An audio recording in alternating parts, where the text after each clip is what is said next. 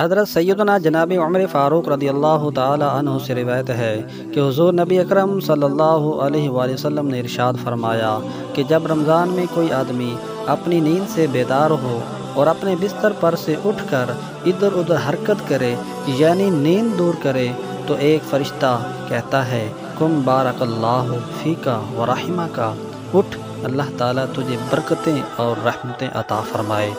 اور جب نماز کی نیت کر کے بندہ اپنے بستر سے جدا ہوتا ہے تو اس کے لیے بستر دعا کرتا ہے، اے اللہ اسے فرش مرفوع یعنی جنتی فرش عطا فرما۔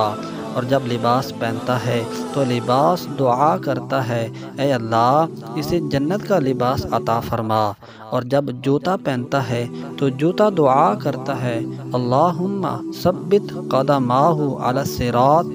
اے اللہ اس کے قدموں کو صراط مستقیم پر ثابت رکھ۔ اور جب برتن میں کھانا کھاتا ہے تو برتن دعا کرتا ہے، اے اللہ اسے جنت کے برتن عطا فرما۔ اور جب وضو کرتا ہے تو اس کے لیے پانی دعا کرتا ہے، اے اللہ اسے تمام گناہوں سے بری اور پاک فرما۔ اور جب نماز میں کھڑا ہوتا ہے تو جہاں پر نماز ادا کرتا ہے وہ جگہ اس کے لیے دعا کرتی ہے، اے اللہ اس کی قبر کو وسیع کر دے اور اس کی قبر کو منور کر دے اور رحمت کو زیادہ کر دے۔ اور اللہ تبارک و تعالیٰ ارشاد فرماتا ہے، میں نے تمہاری